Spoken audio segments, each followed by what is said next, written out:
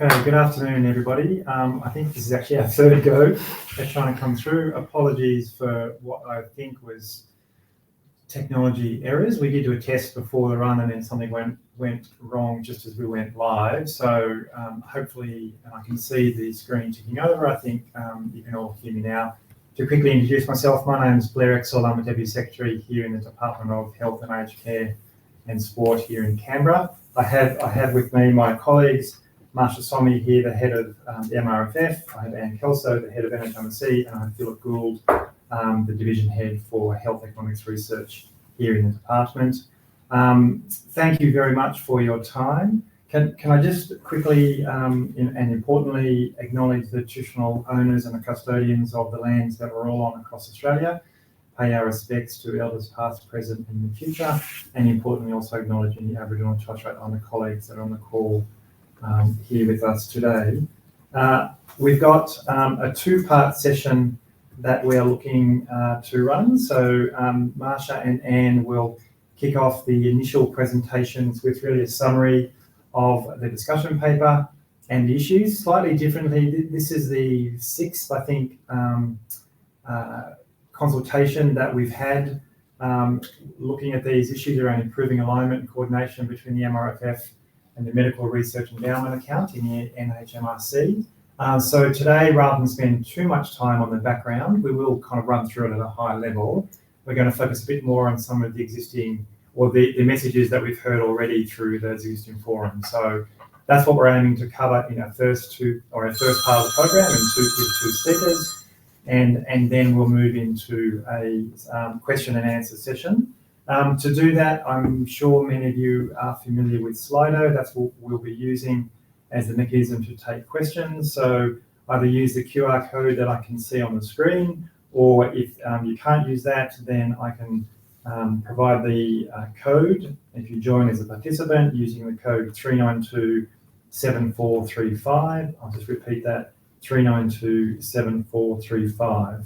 If you see another question there that you like, or that was a question that you were going to answer, no need to repeat. If you can thumbs up on that question, I'll be using that to guide us in terms of which of the issues that have the highest commonality or the highest interest from yourselves. So we'll be prioritising that.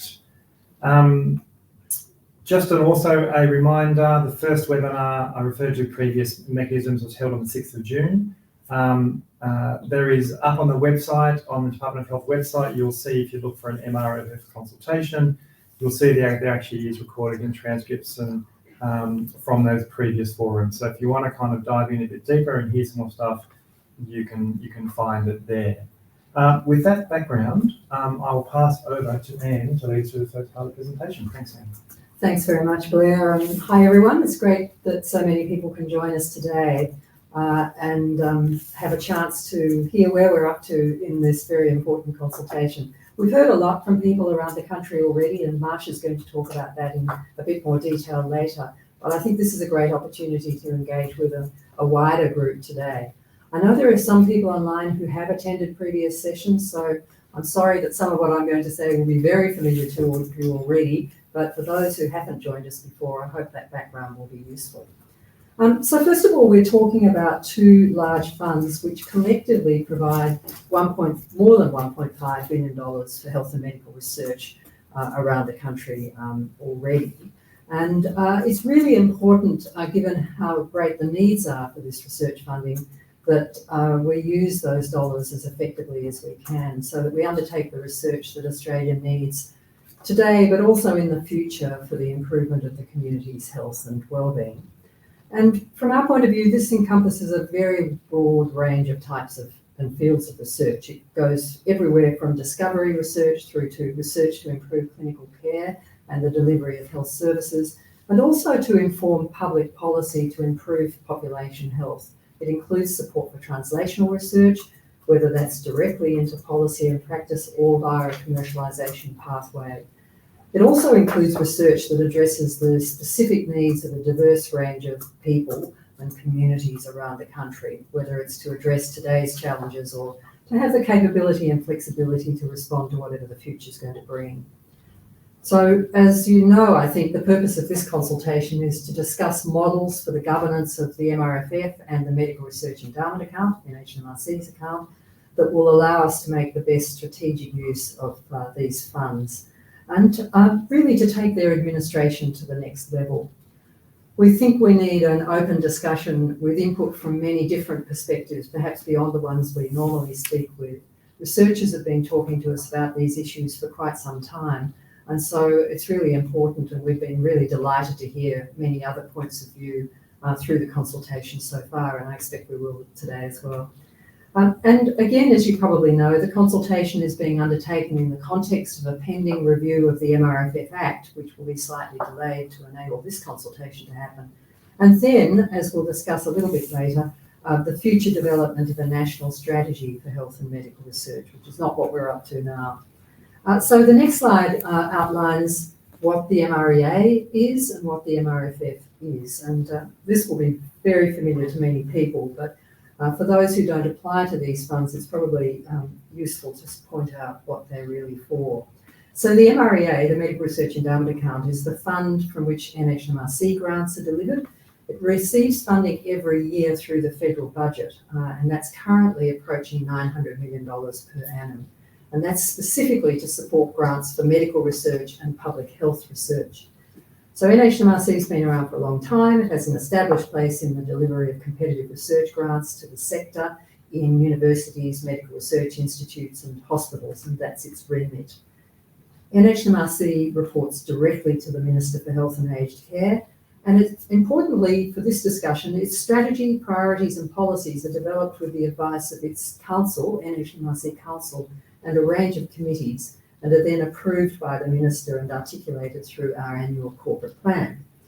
So a really key point of difference from the MRFF is that most NHMRC grants are investigator initiated, and that means that the applicants decide what they want to work on, and then they compete for funding openly to support the projects, the researchers, the teams, and the collaborative networks that are needed to undertake the work. The grants can be in any field, provided their ultimate purpose is the improvement of human health. So in practice, they range across the full spectrum from basic to clinical to public health to health services research, discovery research, translational research, clinical trials, cohort studies, early stage commercial research, and partnerships with health providers and policymakers. So that system has contributed to, I think, Australia's very well recognised strength in health and medical research and our situation overall as one of the healthiest countries in the world. It was recognised quite some time ago that this model of research funding, while it's effective for what it needs to do, it's underdone when it comes to priority-driven research that's directed at the specific needs of the community and the government.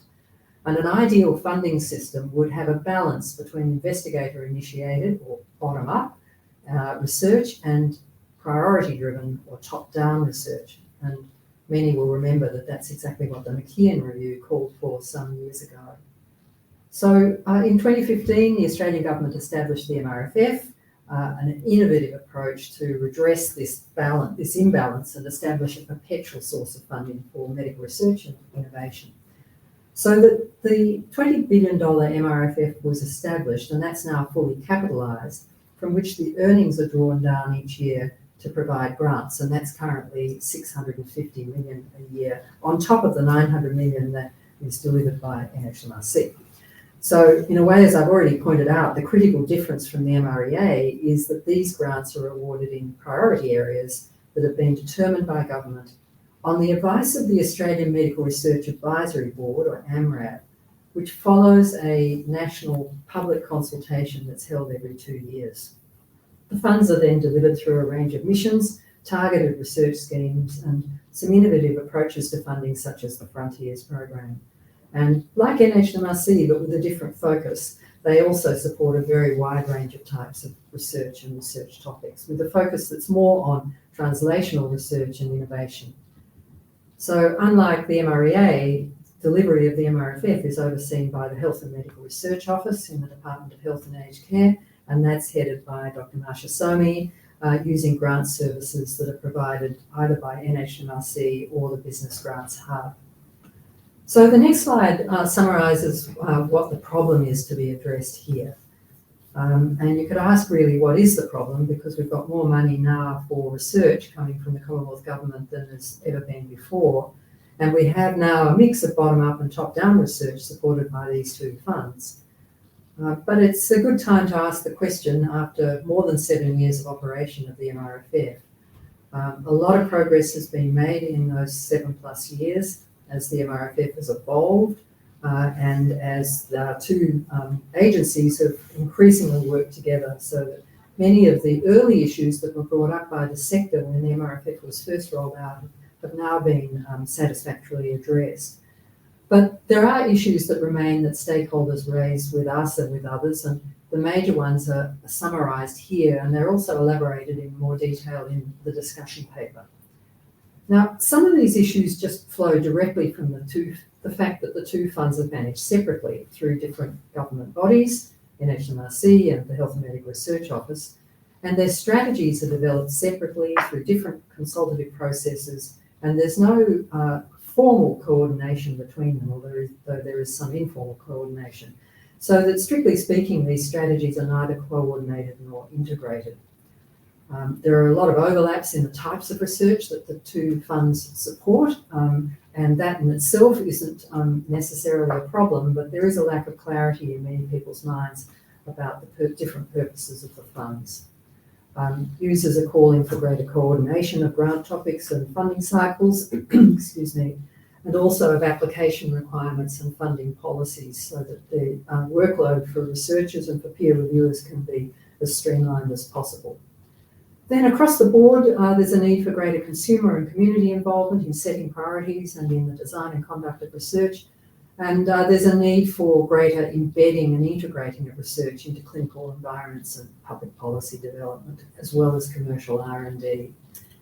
So the last of these issues, the last two really, are more ones of strategy, but the first three are very clearly in this group of issues that are governance and administrative issues that we want to talk about today. So the next slide just summarises what we want, how, as a result of this reform, and how these problems could be addressed. Really, the overarching issue is how do we make the best use of the MREA and the MRFF together for the improvement of health and prosperity of the country.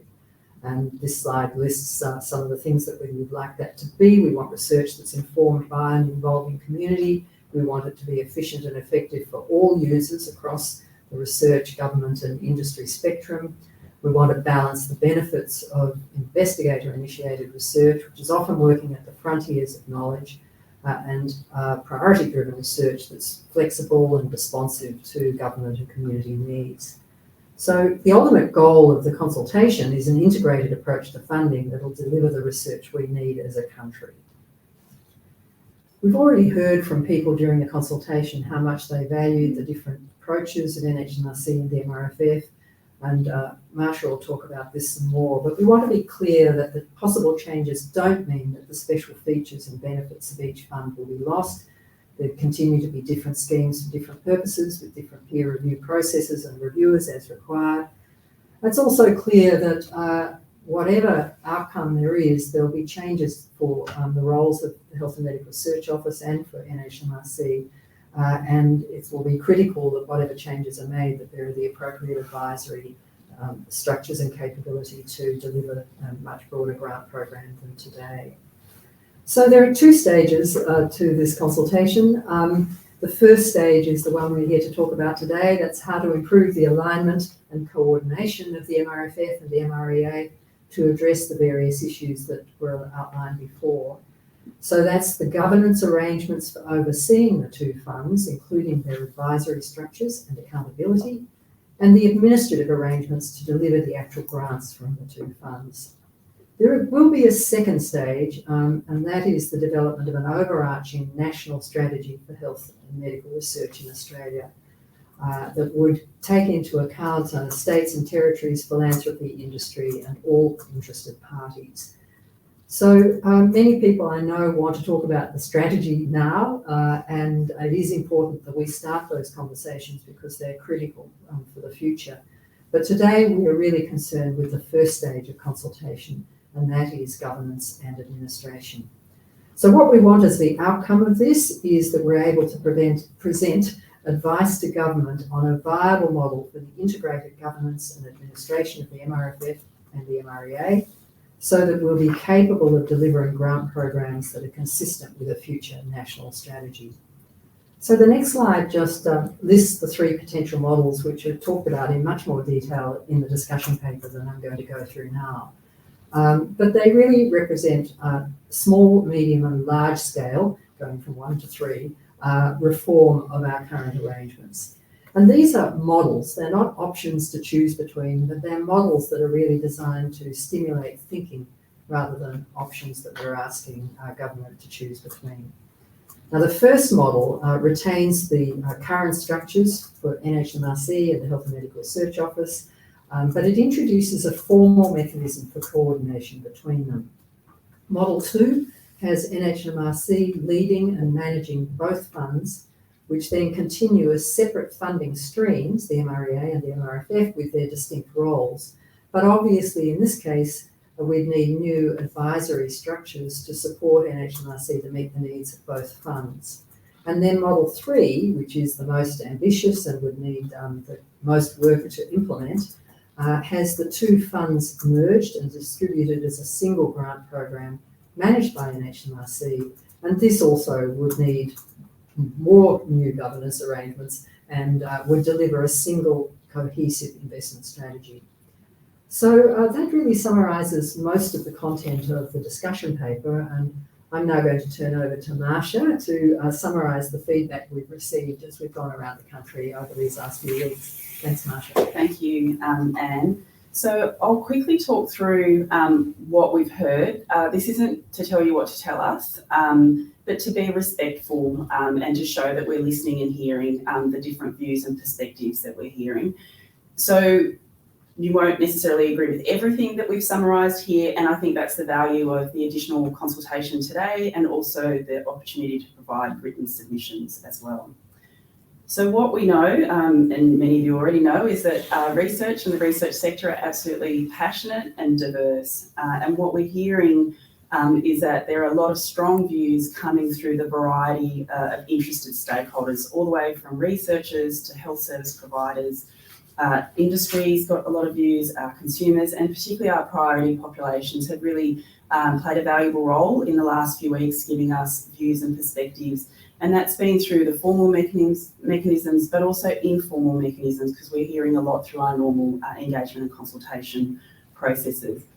As Anne said, what we're hearing really strongly, and it's sort of embedded in the discussion paper, but coming through all of the conversations that we're hearing, is that the research sector values having both an investigator-led and a priority-driven approach. These are well-recognised and accepted views. And another key theme of what we're hearing from our conversations and the discussions is that the reform process should promote and build on what works. It's not an opportunity to start necessarily from scratch, but to take the best of both funds and make something even better. So on the next slide, I've just started each of these with a little bit of a quote, and the first quote is seamless but not homogenous. And the main message that we've taken away from this is that there's great things in both funds and that we can work better together. We can bring the funds closer together to offer improved administration and more seamless processes. However, people don't want them to be the same. So not homogenous, not to make them too similar in their operations, because they do different things within the health and medical research sector. We've also been asked to think about what we can start early. So some of the proposed reforms are quite significant and will take time, potentially legislative change.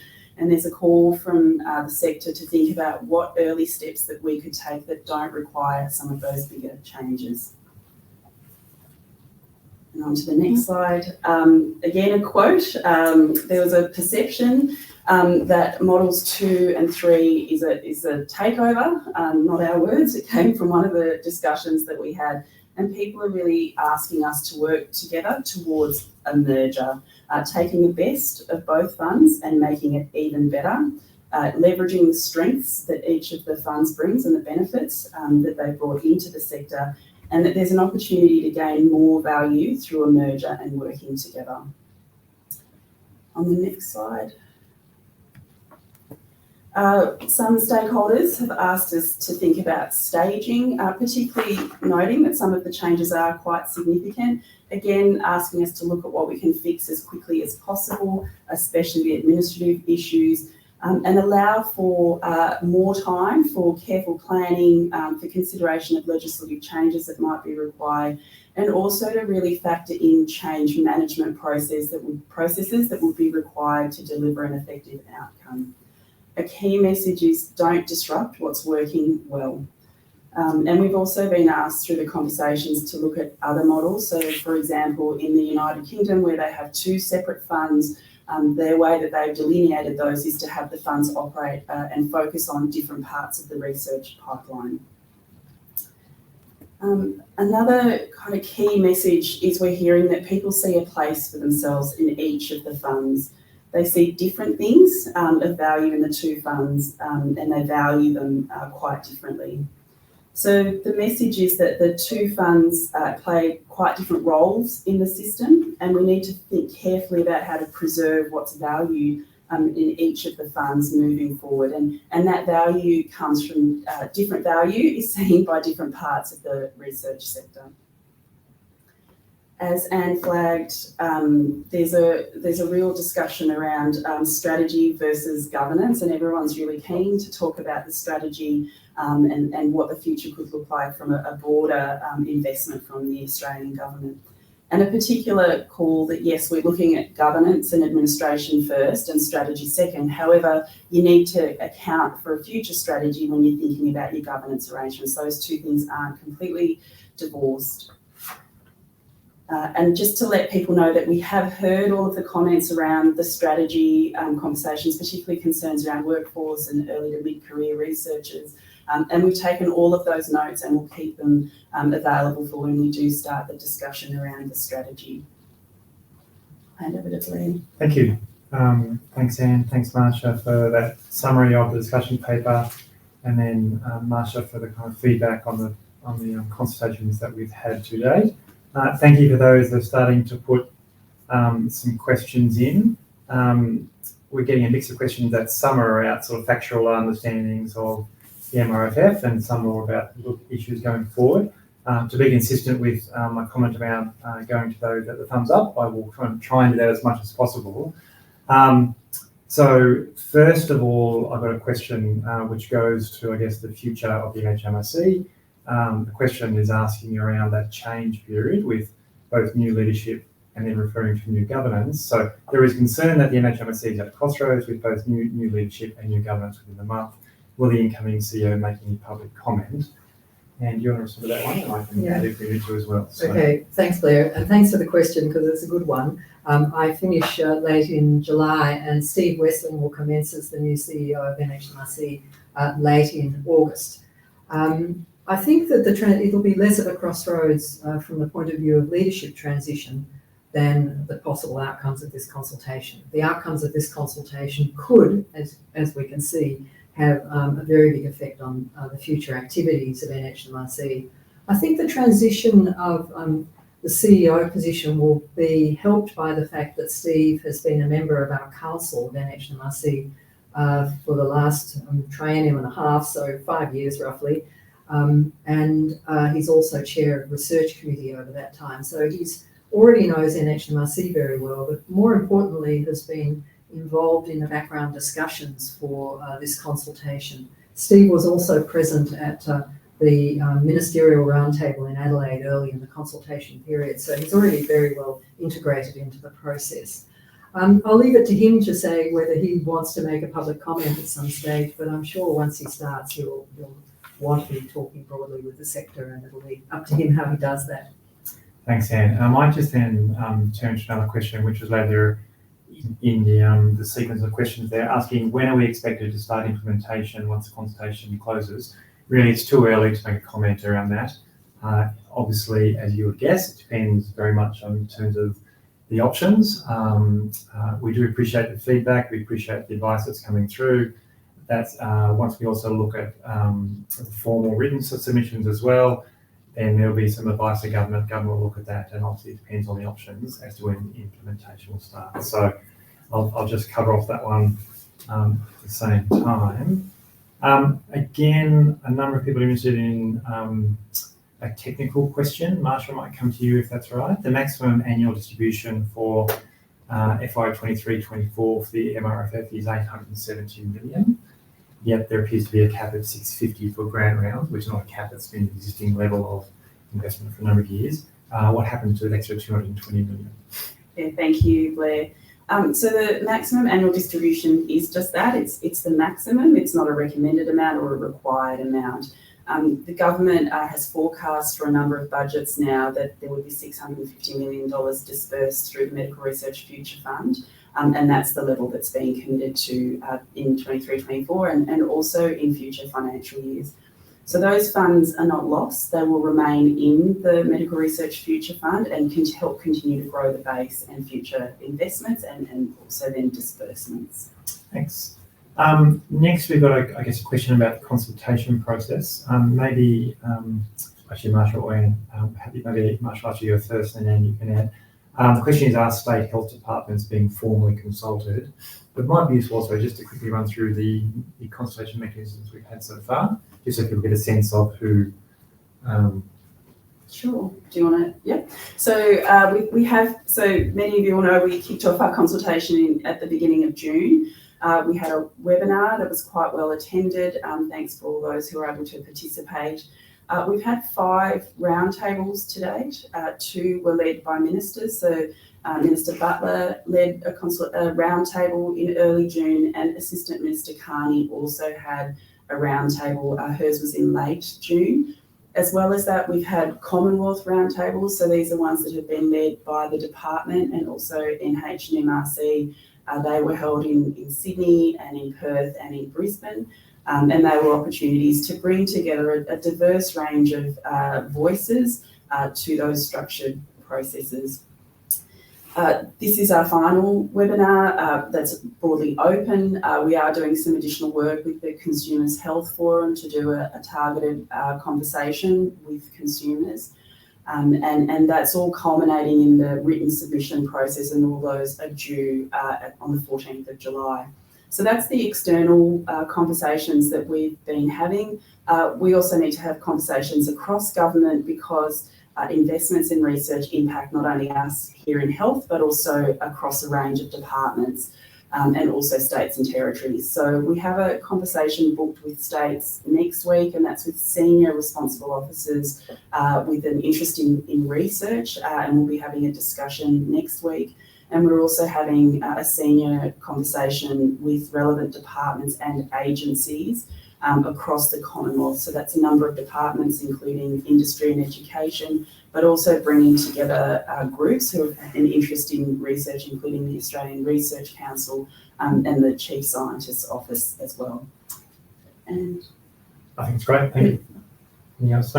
Thank you. Might move to the next question. Could Model 3 be modified to ensure there are always both top-down and bottom-up grant programs with entirely separate review processes and reviewers? Anne, can I ask you? Yeah, from my point of view, absolutely. Model 3 is completely open at the moment. As it's described in the discussion paper, there's not much detail at all because we're interested to hear from people what they think about how that should look if it were to be a preferred model. So I think it's a matter of how that model is designed, but I think given everything we've talked about already, the idea of having both investigator-initiated and priority-driven research covered, and that you would continue to have a diversity of grant schemes for different purposes, that I think would be highly desirable to retain. But those are exactly the sorts of things that would be worked out in designing that model and then developing the legislation for it. Thank you. No other comments? I'm going to ask you a question that relates a bit later down. In Model 3, will the split in funds remain the same, or can funds not used in MRFF be redirected to MREA, or vice versa on a needs basis? Yeah, and I would say, again, that's completely open for future discussion if the government were to prefer something like Model 3. And clearly, a model like that has flexibility. You could either establish in advance what you want that ratio to be for the longer term, or you could have the flexibility to shift it according to need. So those are the sorts of things that would, I think, be discussed in a great deal of detail if the government were to go down that path. Thanks, Anne. Next question. What are the plans for the different review pathways in MRFF, e.g. Sapphire versus Oz Industry submitted schemes? Yeah, thank you. So I might just do a bit of an explainer before I launch into the into the answer, because I feel like knowing the system so well means I understand the question potentially more. So we do have two grant hubs that administer the Medical Research Future Fund, NH and MRC and Business Grants Hub, and the processes and the systems are a little bit different.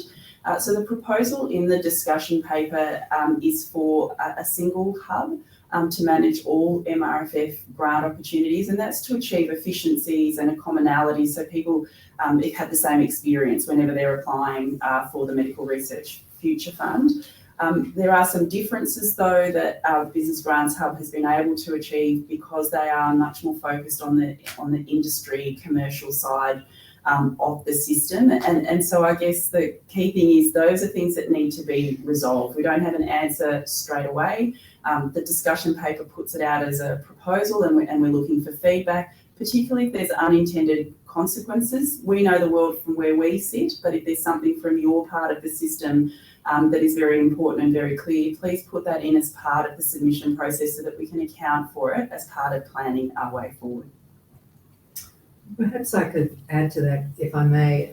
Sapphire has been designed as a very flexible system, and so I think if it were Sapphire that was managing all grant applications that are now covered by Business Grants Hub, then there'd need to be a discovery process, as Masha says, to understand exactly what it is that's beneficial for industry and other applicants through Business Grants Hub, so that the value of that can be retained in any transition to Sapphire. Sapphire's a series of components that are highly modular and flexible, and so it ought to be possible to design what's needed on that platform.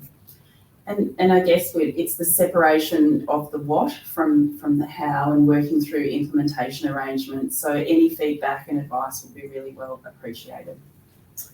Thank you. I think next highest on the thumbs up list is other Commonwealth funding consultations like the current Cancer Australia consultation being considered as part of stage 1 or stage 2 of these consultations.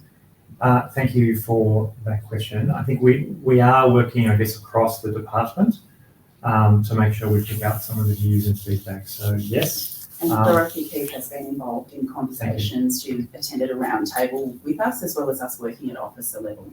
But if there's particular issues or aspects that you think it's important we pick up through this, then yes, keen to hear that as well. But I can answer that they are involved. I will answer a practical one. Will the slides be available afterwards? I think yes, we can share those, so they will be provided. As a couple of, I guess, follow up on our timeline, understand why you can't detail the timeline for changes. Can you comment if we get a pause on funding calls that changes not made while schemes are open? I think we can take that as advice for us to certainly consider that issue around existing funding calls. I'm not sure if Anne or Masha want to comment. I mean, I think we're both totally committed to making sure that our funds are spent, and any implementation needs to account for any transition that needs to occur, and absolutely minimising disruption, so we're not impacting our regular BAU as we move forward. So it's a really, it is feedback we've heard that there's concern about disruption, but it is, I guess, important for us to reiterate that we will factor that in, or that will be factored in as part of moving forward. Yeah, I absolutely agree with that. I mean, we know how many people are reliant on the cycle of NHMRC grants schemes like investigator and ideas grants, and we wouldn't want to disrupt that. So it'll just simply be part of managing any kind of implementation alongside, and also giving plenty of notice to the research sector about any changes in systems once we know how we're proceeding. Thank you. And I think, again, a similar sort of related question, is there an indication of implementation timelines for all 3 strategies and a plan for implementation? Again, just really too early to be able to answer that with any detail. Obviously, the more radical or the larger the change, then the more time we need it. Indeed, that goes for some of these when you're talking legislation or acts, indeed, then I think that does change the time. What I probably would say is our minister is very committed. The government is very committed to looking at this and is actually quite keen to keep this moving, but it does depend upon the model in terms of how quickly we can move, and indeed the answer to the previous question goes to the timelines as well. I think this is next. Is there going to be a better funded secretariat to help implement these changes? Pre-award to improve grants, post-award to improve monitoring of outcomes. Again, we can take that, if you like, as a suggestion or feedback. I mean, I think I can comment in the MRFF. We're certainly making efforts in those areas and always grateful to receive feedback. It doesn't need to be through this format, but certainly taking a lot of effort in the post-award space. So happy to engage with people through usual mechanisms on those issues. Again, a more technical grant-based question. MTP Connect administered MRFF schemes aren't addressed in the consultation paper. Will these also be merged as part of the consultation or remain separate? Yeah. So the way that the grants to through our medical research commercialisation initiative, that's the funding that MTP Connect and Branding Capital and Anne Health support organisations are using MRFF funding. That's the initiative that's used for that funding. So that is captured within the overall program. So there isn't a separate stream for MTP Connect. That's part of the broader MRFF, and it is subject to the what's proposed in the discussion guide. Thank you. What's the right balance between pure research and research-translation/commercialisation? How do we ensure that commercialisation continues to be a priority? There's a question, and that's also come up in previous consultations. And also an impossible question to answer, because what's the magic number? But I think also we're recognising that it's a kind of it's a continuum from fundamental research through to various sorts of translational research. That's certainly what we see in NHMRC applications. Quite hard to classify them in many ways.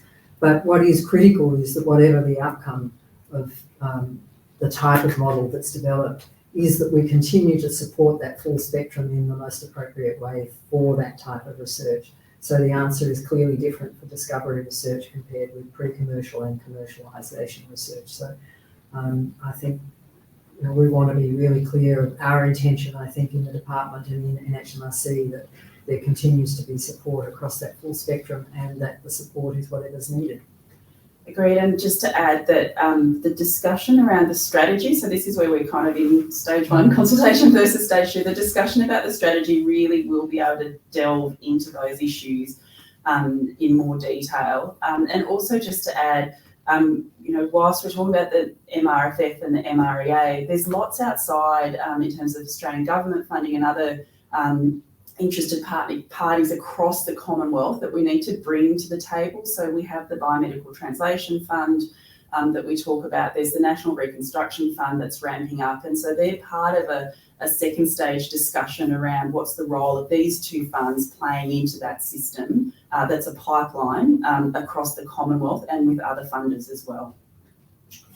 Thank you. And I think in a similar vein to balancing trade-offs, next question goes to investigator versus priority.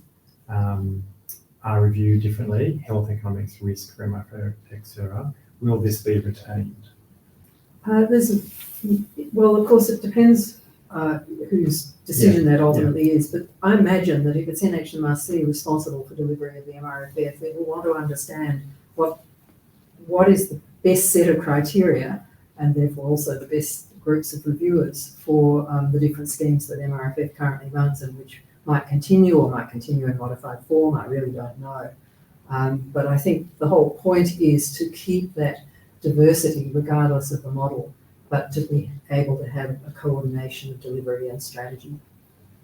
So this is not about getting rid of something. It's absolutely not that. It's about streamlining and coordinating.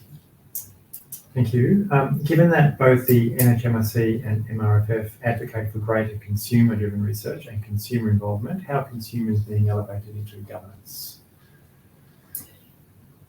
do you want me to start about the MRFF? Last year we had a consumer reference panel appointed. That was with agreement of government, and so I work with them. We had a meeting last Friday actually, and they contribute to quite a few considerations about how the MRFF operates. They helped us redesign our assessment criteria last year. That's just a really practical example of the way that they support us to do our work. In all of our advisory groups, we have consumer representatives. So many of you will have seen that we've got 4 expert advisory panels operating at the moment, giving us advice on things as diverse as childhood mental health and post-acute sequelae following COVID. On all those groups, we have consumer reps. So we're embedding consumers in our advisory structures, in advice direct to me as the Chief Executive Officer of the overseeing the Medical Research Future Fund. And many of you will know we already have consumers on all of our grant assessment committees, so they're involved in supporting decision making around what's funded once grant opportunities are announced. You know, and there are similarities and differences at NHMRC. We've had a consumer and community advisory group for quite a long time now, and we seek their advice on all major funding policies and many other issues as well. We have consumer representatives on our council and on our various principal committees who provide advice to council and the CEO. So in that way, it's quite similar to the Health and Medical Research Office in the MRFF. Now, we're not at this point involving consumer representatives in peer review of all of our schemes, but we are in our targeted calls for research, and this is a relatively new initiative, but we've had consumers advising on peer review in targeted calls for some time, and we now have them formally also scoring specifically for the outcomes of the grant applications.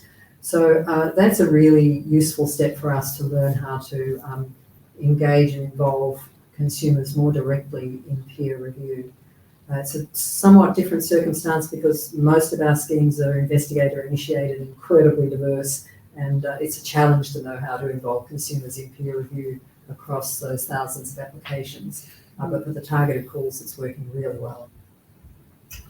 If I might just add very briefly to that, I think while I'm not talking here about peer review processes or those specifics throughout this consultation and going ahead, we're really alert to the fact that we're dealing with a broad group of stakeholders with different interests. So the research community are obviously a critical stakeholder for health and medical research, but consumers who've been raised through this question also incredibly important. As businesses who may at one point commercialise the research and translate that into commercial activity, as well as service providers and clinicians. So we're very keen as we go through this process to hear those views and really encouraging people with those perspectives to put in submissions through our consultation process.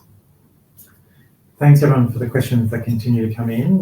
Really appreciate those that are going into kind of questions which are in part suggestions or feedback through the process. So it's useful because I think it is helping. I can see the questions are coming through, building on those. So thanks for those that are using them that way.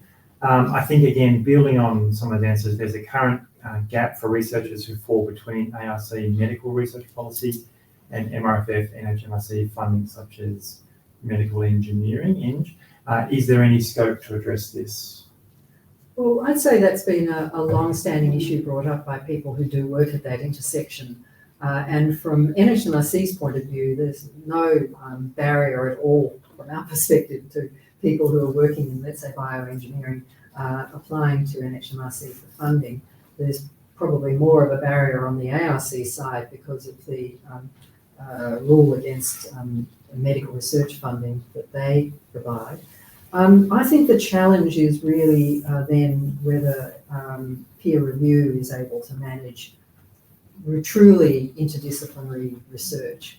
We know we fund a lot of biomedical engineering at various times, tissue engineering, all sorts of device work, so it kind of depends on what you're talking about, but we know a lot of it is funded. But if there are areas that are falling between the cracks, then it's always useful for us to know about that and to know whether it's an issue to do with finding appropriate peer reviewers.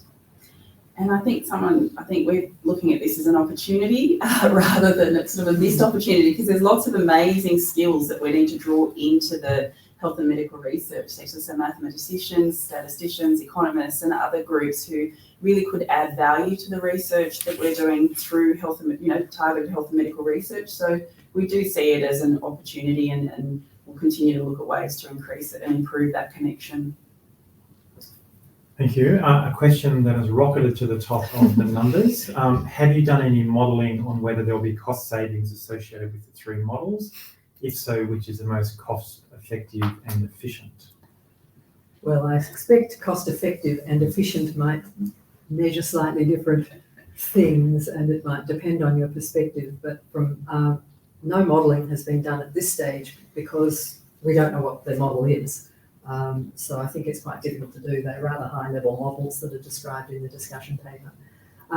If I could just talk off the top of my head without official authority, it seems to me that in the period of implementation of any major change, there have to be additional costs with that, because you have to manage BAU, business as usual, as we've already discussed, but you also have to do a whole lot of work to make sure that whatever the new governance and administrative structures are, that they can really support what's needed. So I don't see this at all as a cost-saving exercise. However, you think to the longer term, then you can imagine we have a more efficient system. Now, what the costs of that will look like if we look 5 or 10 years down the track, I can't possibly speculate, but it seems to me that we will have a more efficient system. Whether it's a cheaper system is much harder to say. One thing to add to that, so I mean, realistically, the scope of or the scale of expenditure within government on this is tiny compared to the expenditure on medical research across the 2 funds. But that being said, we are acutely aware of the cost to the sector of going through processes where there might be low success rates, and the value of that more efficient system to people participating in it. So in our mind, we would be very much separating out those 2 types of costs and efficiencies. And just to note that through the government processes of that consideration, there is a requirement for a cost analysis. So I'd echo Anne's comments, it's very hard to cost things given there's what we're hearing is different versions of Model 3 or different versions of Model 2, in fact, you can do. But there is a fundamental requirement for whatever we go forward to government to have that costing done. So yes, they will come into it and they will be a part of it, but it won't drive the process in and of itself. But thank you for that question. I'm just trying to check this. Are there any plans to actually support smaller research organisations? This all sounds very big fish projects. Well, we currently support a very wide range of sizes of institutions. NHMRC has close to 100 administering institutions. There's a larger number that are eligible organisations for MRFF grants. And so naturally they range from the very largest universities, for example, down from our point of view at NHMRC to some quite small medical research institutes and other research groups that are independent administering institutions. So there's already intent to cover that full scale and not to, through policies deliberately favour a certain scale of institution. Some schemes are more suited for larger groups, but often they can be achieved through collaboration between multiple small institutions. They don't necessarily require a large institution. We just require that the institution has the capability to meet the financial and other requirements to deliver Commonwealth funds. Thank you. Was there a reason to consult on governance and admin before strategy and direction? Governance and admin should be set once the strategy is operationalised. So that has been something which has come up quite frequently in discussions whether form should follow. You could do it the other way. We acknowledge that, and we actually had, as we say, I think I said before, a kind of passionate but respectful debate internally over the pros and cons of the 2 models. I think ultimately this is a really large, complex space, and actually trying to come up with a strategy without understanding who would be accountable and responsible for delivering it posed some significant challenges. So that was one of the key reasons why we felt it was better to take the approach that we have taken here. That said, we do realise this is something that's open for debate. But I think throughout the process, as you would have seen with the slides that we put up, we've actually received a lot of really valuable feedback. So it has been a useful process for us doing it the way we have. Thank you. And I think there is a comment here which is the next highest. A strong benefit to management by one agency is consistency in terms of guidelines, scores, outcomes, and probity. It's a comment here, highly beneficial for applicants. I might comment on that in that it might depend. It might depend on where you sit in the system as to whether consistency is a great thing. And you may have seen in some of the slides that I presented earlier, it's actually some of the difference in how that assessment occurs that's been considered valuable by some parts of the sector. So I think that there is a value in consistency, but I think what we're also hearing is that has to be nuanced through the funding criteria and methods and mechanisms being fit for purpose for the outcome that you're trying to achieve. Yeah, I think one of the sorts of consistencies that's good, regardless of the purposes of different schemes, is that if you only need to put your information into grant management system once and then it can be drawn on for different types of applications, different purposes, that in itself is an efficiency. And there may be overarching policies that can be consistent across all of the schemes, regardless of whether they're MREA or MRFF or a joined up fund. So consistency doesn't mean the same, but I think wherever possible to have similar policies so that the applicants and industry and others are not trying to work out, well, it's this funder, therefore what are the rules? I think that would be very helpful. Thank you. Just trying to look through and group a couple of questions that are coming through. What would formal ongoing stakeholder engagement look like under models 2 and 3?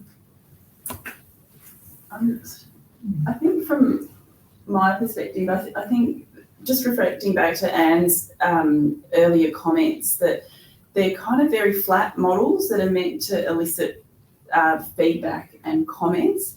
I don't imagine that we're going to propose to implement any one of them in their existing format. And what we're looking for through this feedback process, and we have been hearing it so far and really keen to hear more through the written submission processes, is what would good look like? What are the sorts of engagement processes that people would be keen to see?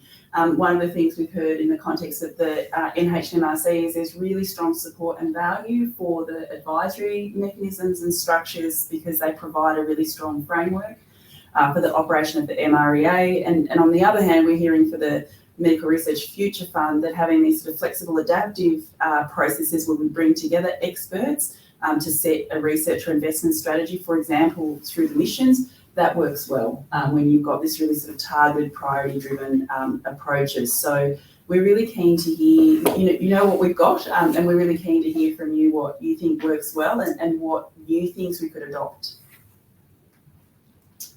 Thank you. Blanket adoption of NHMRC guidelines, especially PSP levels in budgets, might have unintended consequences for growth. Medical research is already undercosted. Comments? Well, I think that's not the sort of thing that we could really address at the moment. It's an issue for NHMRC at the moment what those PSP levels are. So let's hope that can be addressed before too much longer. But I don't think I think it's too soon to really address that kind of issue. We're aware of the differences, so that's really important. Thank you.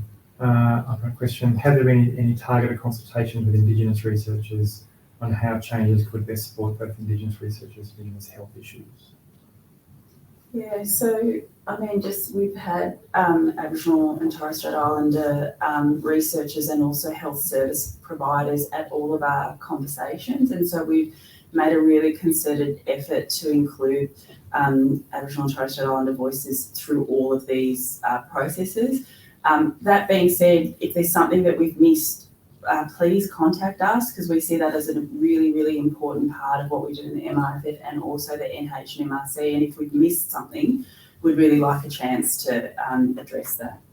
And we've also discussed the consultation with our Principal Committee Indigenous Caucus, which is a fabulous group of Aboriginal and Torres Strait Islander researchers, and encouraging them to talk to their colleagues and for everybody to submit written submissions, because that will be another really useful way for us to hear from more voices who might not have been able to attend the webinars or any of the roundtables. And just to we had actually already adapted and changed the consultation process, so we do value that feedback and take that on board. There's a couple of comments that I'll just try and group together. If the MRFF and or NHMRC acts need to be amended, how long is that likely to take? And then there was a question that was related. Regardless of the model that is implemented, will these changes be protected from a change of government? I think the answer is subject, or apart from a constitutional amendment, the answer is no. Obviously, there's different dimensions there in terms of the size of change that it introduces cost elements that makes it more difficult for a government to undo things, but essentially no, a government could reconsider any change that is proposed according to its mandate. My experience of how long it can take is a bit mixed. It depends on the prioritisation, and importantly, it depends also on the consultation process. Things can be sped through, as many people know, with how things go through Parliament, but generally it's a minimum 3 months in my experience, and can often be 9 months to 12 months.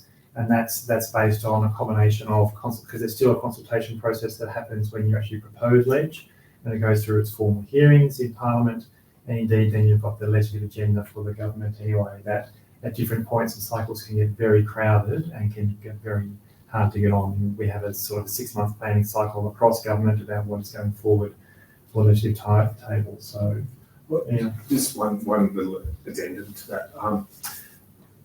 As Masha said, during the consultation process thus far, we've heard a lot of people advocating for a staged approach, and that really allows us to think about what we can actually implement more quickly that might address some of the pain points that we've talked about. So while legislative change might be part of the end game, we're certainly looking at ways that we can make effective changes in a timely fashion.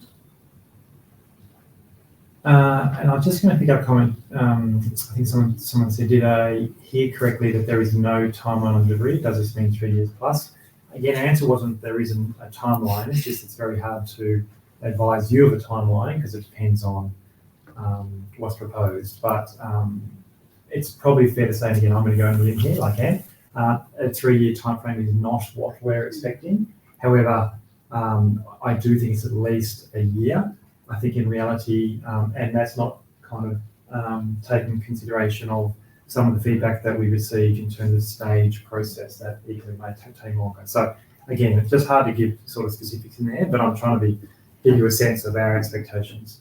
So just to add on to that, a few people have said to me, is there a decision that's already been taken and we're just going through a consultation process? And I think just to reiterate, there is no final end game in mind. This is a truly open consultation, and so that means that we don't know what the future will look like, and so we're not able to give the specifics of a timeline or a model or how particular things will look, because we are genuinely listening to the consultations. We'll be reviewing in detail the written submission so that we can build and create the future steps based on what we're hearing. Thank you. Researcher burnout was flagged as a concern in the slides. How would this be mitigated in Model 2 other than application platform similarity? And I guess indeed that's a question across whatever model really. I think we're thinking about how you would coordinate support for researchers, and perhaps particularly for early and mid-career researchers where the burnout pressures are probably the greatest at the moment. And so a coordinated approach across the MREA and the MRFF to workforce support, I hope would make life a bit simpler for researchers applying for, particularly for their own salaries. I think this is all a critical element of the design, workforce support, making sure that there's real clarity about what's the appropriate scheme to apply for, depending on the type of research you do and what your goals are. Greater coordination and alignment should simplify that. I think so, and again, research workforce, so workforce planning and workforce support is something that's really clearly come out as a conversation for the strategy, and thinking about how to support workforce but across the pipeline, so thinking beyond the academic workforce as well. So a conversation that needs to be had in partnership. It's not just the funders that need to be involved in that conversation. We need the academic institutions like the universities and the MRIs to also be involved in that conversation. And another reminder that we're not the whole system. There's lots of discussions happening, for example, through the universities accord, conversation around issues like research workforce support, indirect costs and other things that affect the broader system, of which health and medical research is just one component. I'm going to pick up the next highest comment, which I think was a subsequent comment to the earlier one, which was Sapphire doesn't accommodate consumers with lived experience. Will this be included in the review and more importantly incorporated into future planning? So happy to take that as a comment or feedback, unless Anne or Masha. Presumably means consumers as chief investigators or associate investigators on grants. So that's a very specific issue that could certainly be picked up. Doesn't need a new model of funding to achieve, I hope. Yeah. Thanks for the comment. The system is frozen. There we go. I think again a comment, the next highest on the list is a single research strategy for Australia is critical. Australian taxpayer dollars must fund the best research no matter where it's undertaken, e.g. ARC funding, eligibility to MRI. So again, I think we would agree with that. With Model 3, is there a risk the government of the day could cut the overall investment in HMI, health medical research? Always a risk. Correct. That's what I was going to say. I think it would be very difficult for government. I'm not going to very difficult for government in this process to do that, but that's an existing risk. Ultimately, those funding levels are a decision of government. And that's true today. Yeah. Clearly. Okay, I think we're working towards getting lots of comments here that are more specific bits of feedback, rather than sort of broad questions that go to review. Again, I think that one's picking up. Is there any scope for investigator-driven research in NHMRC with the increasing emphasis on consumer engagement? I think we've covered that already through other questions, but just checking in on anything on that one. State governments and local hospitals invest in infrastructure and in clinician researchers. How are their priorities being accommodated through this process? We talked a bit before around state, but Masha, do you want to expand that in case on the state? Yeah. So a single line question, but highly complicated in terms of how to address and do so effectively. And we know this is a really a live issue and has come through a number of consultation reports and documents that we've seen through the sector. So we'll be having the discussion with states around this particular reform next week and starting that discussion. The question of co-investment and how we work together is something we really need to turn our minds to as part of the strategy, because I think that's where we'll be able to really have those deeper conversations around how we manage co-investment and support for states and for research in particular. Thank you. In due course, could there be better coordination with ARC on shared policy and operational issues, e.g. harmonised approach to rope, conflict of interest and foreign interference? Yeah, it's an interesting thing because obviously the NHMRC and ARC, or these two health funds and the ARC are operated out of separate departments and can go in separate directions. There's a lot of discussion regularly between the ARC and NHMRC staff about these policies, and we harmonise wherever we think it's appropriate. But I think that work will need to continue. We have taken a slightly different approach on relative to opportunity. Conflicts of interest, I'm not aware of what the differences are, but I'm also aware we've taken a different approach on foreign interference. So sometimes those are for very well considered reasons, and we have extensive discussion with the other agencies so we understand each other's position. So we can't always join everything up, but we do the best we can. Thank you. I actually love this question. MRFF is excellent at marketing, while the NHMRC is very conservative in that space, but has more street cred. How do you plan to consolidate your strengths? I think that's actually the intention of the process. Actually. Yeah, let's consolidate our strengths. Just to think how we could bring these two things. Well, I think there's more strengths on both sides actually, but that is the intent through this process, is to look at how we can bring together those aspects that work very well across both, and consistent with the feedback that we've been getting, that there are key aspects of both funds that people value and would like to see move forward, and that's very much what we're trying to find the best mix there. But I'm just thinking of Anne with her street credit. Yes, yeah, that's so conservative. And I'll pass on the compliments to our comms team. Thanks. Yeah, that's right. I think we've got something to learn on radical communication. We'd love to learn it. Covered that one. If Model 3 were to be adopted, would it be realistic to expect any short-term improvements or interim improvements to the operational issues noted? Again, I would say that goes to some of the stage model things we've had. I think the answer is yes. I know there's an ongoing process from both entities to think about how they can improve, but we're certainly getting kind of more detailed areas of feedback through this process. So short answer would be yes, but how, in what areas and how quickly would it depend a bit upon the model. Okay.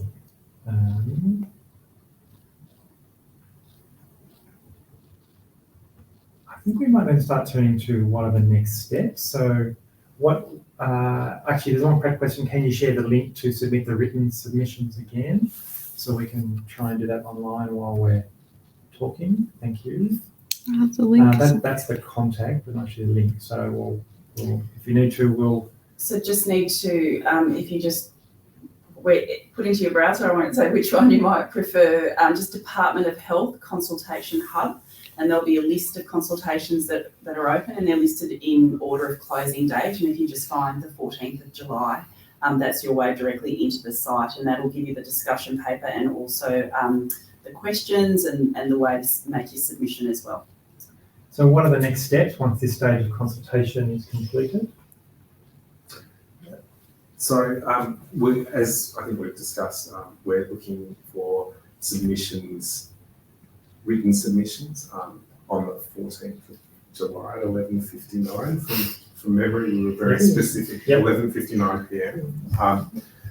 And we'll go through a process. We don't actually know how many we will receive. We will put in our best estimates, but the time that it takes to process those will obviously impact how long it takes for us to actually put up a written response or a report.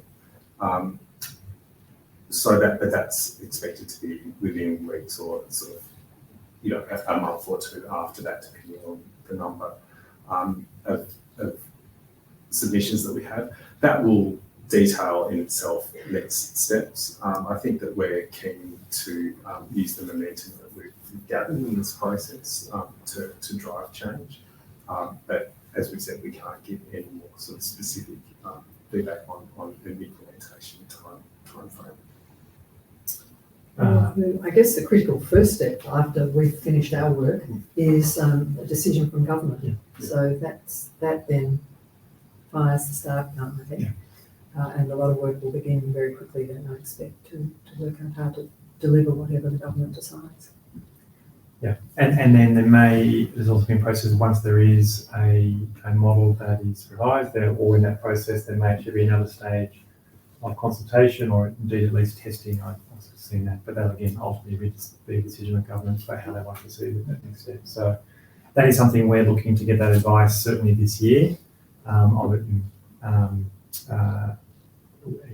we talked about, a month to finalise the written submission, then there's a period to review those, there's a period to consolidate all of that feedback and think about the implications for those models. And then there's a consideration by government, and that one involves, surprise, some discussions themselves across different parts, and then potentially all the way through the cabinet, depending on the size of the issue as well. So I could easily imagine that taking a number of months to work our way through that process, if that helps to give a bit of a guide. In that vein, which minister would a single unified model report to? Well, ultimately, currently all report through to the minister, the senior cabinet minister, the Minister for Health, Mike Butler. So I wouldn't imagine that changing. We have assistant ministers have corresponding areas of interest, but they ultimately report through to the cabinet minister, which is Minister Butler. So that's that reporting line.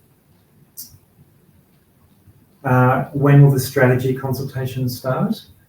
I think we have a time frame. We haven't set a time frame yet because we've been just working through this process. But we'll certainly make sure that we give lots and early advice about what that consultation will look like and give people plenty of opportunities to make a contribution. We think it'll be quite a bit bigger than the one we've had just because of the level of interest, but also having to work with states, having to work with philanthropy and with businesses as well. I think it's something that we'll really need to work to scope and then share information once it's available. So I think in terms of questions, we've got now lots of single or two thumbs up responses, which are generally bits of feedback or bits of advice rather than questions that are going to the broader process. So I'm just going to give another chance if there are any other burning issues or questions that people want to put forward, or I'm looking for a thumbs up on any particular issues that people feel haven't been covered. As Philip was saying, the written submissions is next key date on the 14th of July. That is a really important part of this process, and we will give a summary of the outcomes of those written submissions as well. So with that, and I think there are no rocketing up the polls thumbs. Can I say thank you? It's a little early, but I think that's not a bad thing. Can I say thank you very much to colleagues and everyone that's joined online? Really appreciate the time. It's a very important process that we're considering that deals with a significant amount of sort of funding. So we're investing heavily and really appreciate the way that you've invested in this time with us as well. I thank my colleagues for joining and the team that you all can't see that are just sitting behind the camera here that are supporting us today online. Thanks very much, everyone.